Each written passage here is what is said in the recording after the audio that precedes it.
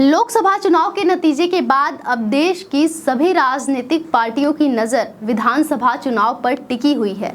इस बार जिस तरीके से लोकसभा में बीजेपी की सीटें कम हुई हैं, इसका सीधा प्रभाव कहीं ना कहीं हो रहे इस विधानसभा उपचुनाव में देखने को मिल रहा है। भारतीय जनता पार्टी के भीतर सीट बंटवारे को लेकर जिस प्रकार से खींचतान लगी हुई है, ये कहीं ना कहीं इस बात की ओर इशारा करती हैं कि बीजेपी में कुछ ठीक नहीं चल रहा। उत्तर प्रदेश में लोकसभा की कुल 80 सीटें हैं, लेकिन भारतीय जनता पार्टी इस चुनाव में सिर्फ 33 सीटों पर ही सिमट गई। यूपी में भारतीय जनता पार्टी के लिए ये चुनावी परिणाम किसी हार से कम नहीं माना जा सकता, क्योंकि साल 2019 में इस पार्टी को सिर्फ यूपी में ही 62 सीटें मिली थी। इस बार भी बीजेपी ने चुनाव जीतने के लिए खूब माहौल बनाया था, लेकिन इसका माहौल इस पर ही उल्टा पड़ गया। नमस्कार, मैं शशि और आप देख रहे हैं देश नीति। देश नीति, केवल सच्ची और पक्की खबरें। उत्तर प्रदेश में 10 विधानसभा सीटों पर उपचुनाव होना है। इसमें से 9 सीटें लोकसभा चुनाव लड़ने वाले विभिन्न दलों के विधायकों के सांसद बनने के चलते खाली हुई है। वहीं कानपुर की सीमा मऊ सीट सपा विधायक इरफान सोलंकी के सजा याफ्ता होने के बाद उनकी विधानसभा सदस्यता रद्द होने के चलते खाली हुई है। इसे लेकर राजनीतिक पार्टियों की हलचल बढ़ गई है। सभी दल साम दाम दंड भेद के हथकंडे अपनाकर उपचुनाव की 10 सीटें जीतना चाहते हैं।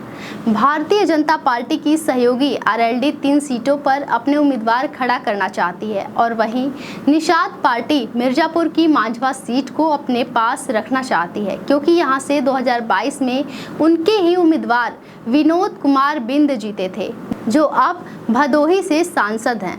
आरएलडी विधायक चंदन चौहान के सांसद बनने के कारण मीरापुर विधानसभा सीट खाली हुई है। इसके लिए एनडीए में सीट बंटवारे के तहत मीरापुर रालौत के खाते में जाने की पूरी उम्मीद है। इसके अलावा जयंत चौधरी की पार्टी 2 सीटें चाहती हैं। आपको बता दें कि आरएलडी के राष्ट्रीय सचिव अनुपम मिश्रा ने कहा है कि अलीगढ़ के खैर विधानसभा निर्वाचन क्षेत्र और गाजियाबाद सदर सीट पर उनकी पार्टी का कैंडिडेट होने पर एनडीए की जीत की ज्यादा संभावना है। दरअसल खैर जाट ब्राह्मण बाहुल्य सीट है। यहाँ करीब 1,15,000 जाट और 60,000 से अधिक ब्राह्मण मतदाता हैं। हालांकि 2017 और 2022 में बीजेपी के अनूप प्रधान वाल्मीकि यहाँ से 2 बार लगातार जीते हैं, लेकिन इस बार सपा कांग्रेस गठबंधन और अखिलेश यादव के पीडीए कार्ड को ध्यान में रखते हुए भाजपा यह सीट रालौत को देने पर विचार कर सकती है, जिससे जाट वोटों के बंटने की संभावना लगभग समाप्त हो जाए।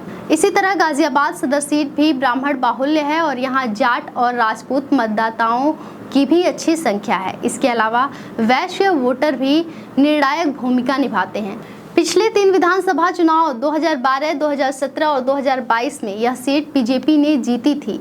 यहाँ ब्राह्मणों के साथ जाट और राजपूत मतदाताओं को एकजुट रखने के लिए रालौत चाहती है कि बीजेपी उपचुनाव में उसे यहाँ से अपना उम्मीदवार उतारने दे। अनुपम मिश्रा ने बताया कि आरएलडी अपना विस्तार कर रही है, जिसके चलते संगठन बदलाव भी किए जाएंगे।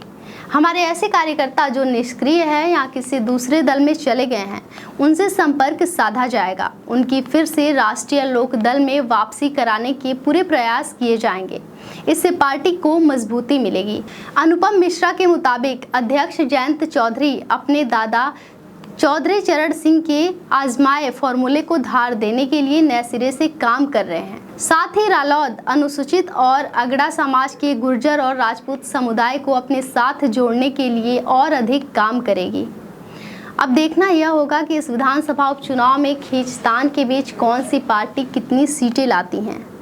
ऐसे ही तमाम खबरों के लिए देखते रहिए देश नीति। साथ ही हमारे चैनल को लाइक करें, शेयर करें और सब्सक्राइब करें। नमस्कार।